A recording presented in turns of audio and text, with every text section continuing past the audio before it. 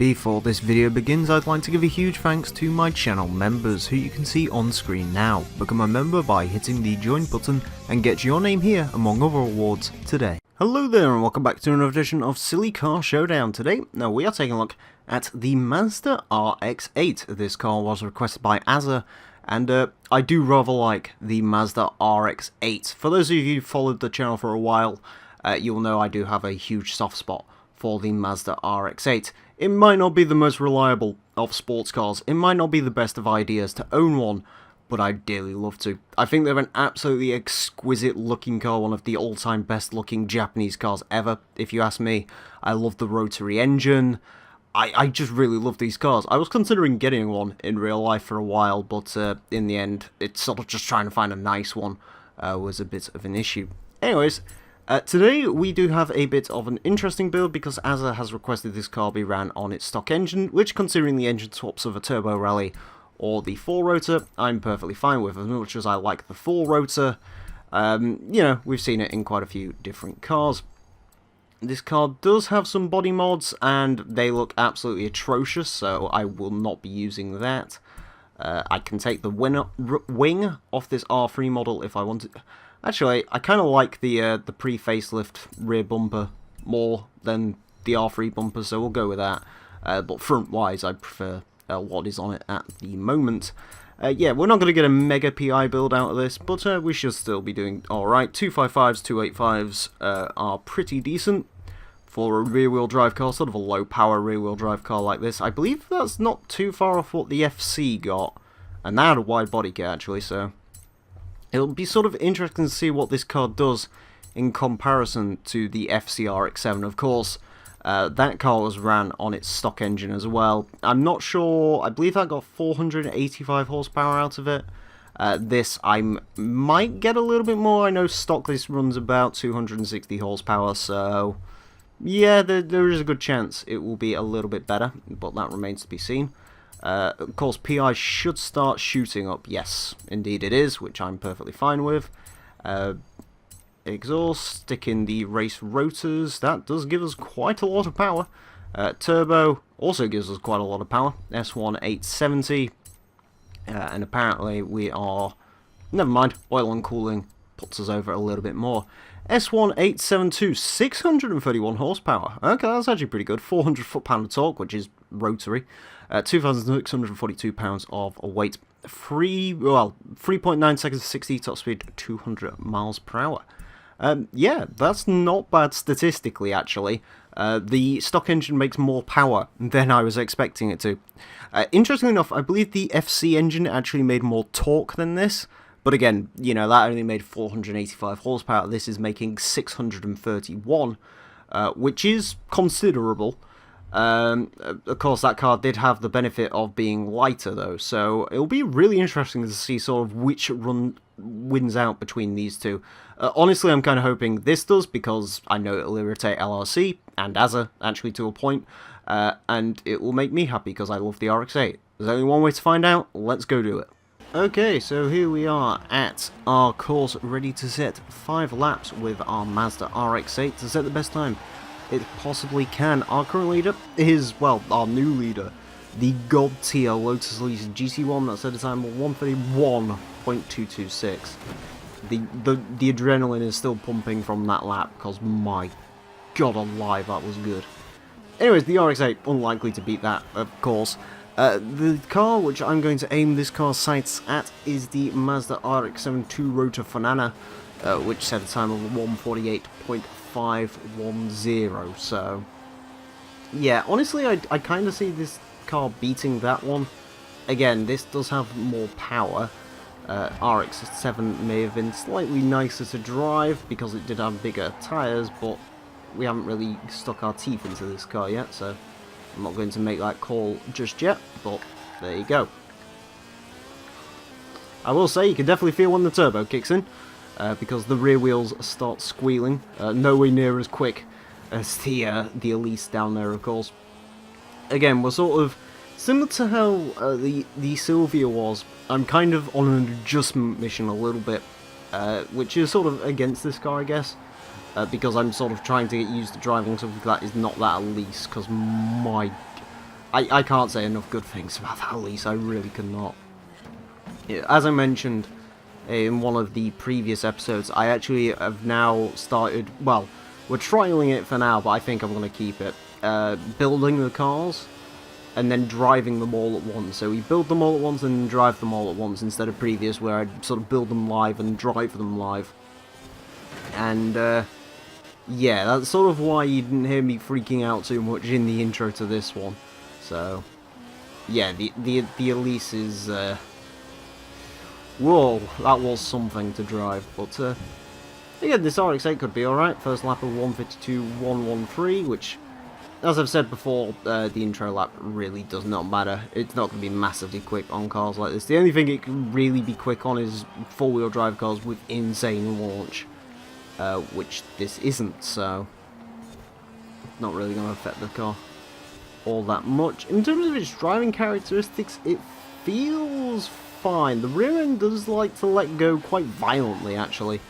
It's not quite as good to drive as the FC RX-7, which it was a given. Again, that had the benefit of a wide body kit.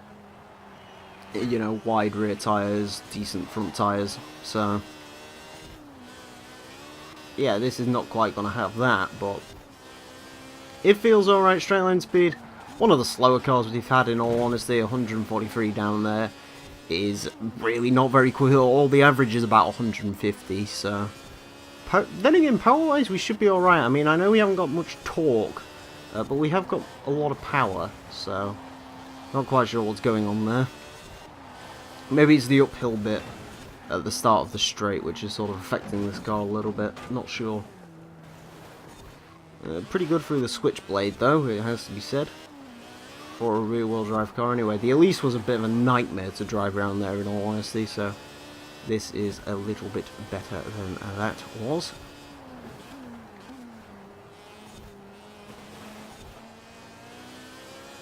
Yeah, it seems to be driving alright. It seems to be on for a relatively alright time as we blast off towards there, a 148.726. A little bit behind the FC, but there's still plenty of time in the case of this motor vehicle. Yeah, like I said, it drives pretty well. I can't really complain about it too much. The rear end is a bit of an issue, but I'm sort of starting to get a bit more used to that. As long as you know it's going to come out, you're pretty much alright. It's definitely in the higher revs is sort of where it seems to be making a lot of the power, which is sending that rear end round. I'd be curious to see sort of what the power split on this is, where the turbo kicks in. And again, rotary engines in general are sort of known for making peak power way high up, so there's a good chance most of it is also the rotary engine causing its own batch of issues. Yeah, it feels alright though. It's certainly not a bad car by any stretch of the imagination. Then again, I mean, the RX-8 I was sort of expecting to be pretty good in general. It's usually not a bad car to pick when it comes to racing games in general. I know people like to bash the RX-8 quite a bit, but I actually do quite like the Mazda RX-8, it has to be said. Probably my favourite of all the rotary cars, actually, which I know is definitely got to get some stick. I know there's a lot of people who will prefer all sorts of RX-7s over the RX-8, but no, I actually think that the RX-8 is better looking than most RX-7s, and in general I just rather own one. I prefer the practicality and the interior design of the RX-8 over the FD RX-7, which was not a particularly nice place to sit. This is a lot nicer, you know, it's got leather and all the rest of it, which is quite nice. I know some RX-7s have leather, but shut up. Anyways. Yeah, it seems to be driving pretty constantly. Not really getting the lap times out of this, though. It's quite a weird thing, you know, after driving sort of the Sylvias and stuff like that. It's weird that the RX cars never really seem to be able to get particularly amazing lap times out of them. Again, I'm not sure if it's sort of down to the rotary engine just being weird or what, but yeah. These cars definitely seem to have issues. I can't remember exactly if the FC had an issue with straight line speed. I remember through the corners it was very good, hence why it's called the Funana. Because that was a very fun car to drive. This is not quite as fun, has to be said. But I mean, like, it's taking corners at relatively decent speeds, so... yeah, I mean, it's alright. It really is alright. It's also making an absolutely fantastic noise by the sounds of it. I can't hear, well, I can hear a lot of it, considering my TV's on really low, but I can't quite get much detail out of the sound, but I'm sure it's a fantastic sound. It's a rotary engine, of course. Rotary engines usually make fantastic sounds. Unless you're one of those weird people who are like, rotary engines don't sound very good. Which I don't really understand your logic, but okay. Alright, final lap for the RX-8 coming up. We'll see if we can bust out any form of a good time with this one. Run down on the straight. Smack into a lamppost, which is good. Good going lamppost. Actually hitting stuff in these cars is not a good idea. I mean, the faster cars, it doesn't really matter all that much because they can gain speed a lot easier, but cars that sort of don't have that much in the way of straight line speed, it can be an issue. Yeah, the RX-7 sort of, or the RX-8 sort of seems to gain speed really quickly up to 130 and then just sort of runs out of puff quite a bit, which is interesting. Again, I think it might just be the gears being a little bit too long for this sort of work. But there you go. Yeah, I mean, it's not slow, but compared to the other stuff we've had, not massively quick either. Much like the Sylvia, it's spitting a lot of flames, which is always lovely to see. Smashing into a wall, which is not ideal. Again, it didn't really affect the car all that much. We're going to get stopped a little bit better for the switchblade, which is good. I don't know if this is going to be any quicker. I will endeavour for it to be quicker, but I don't think it is going to be any quicker, which is a sham.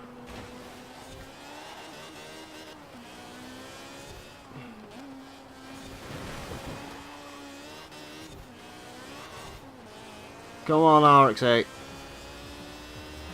There we go. 147.442.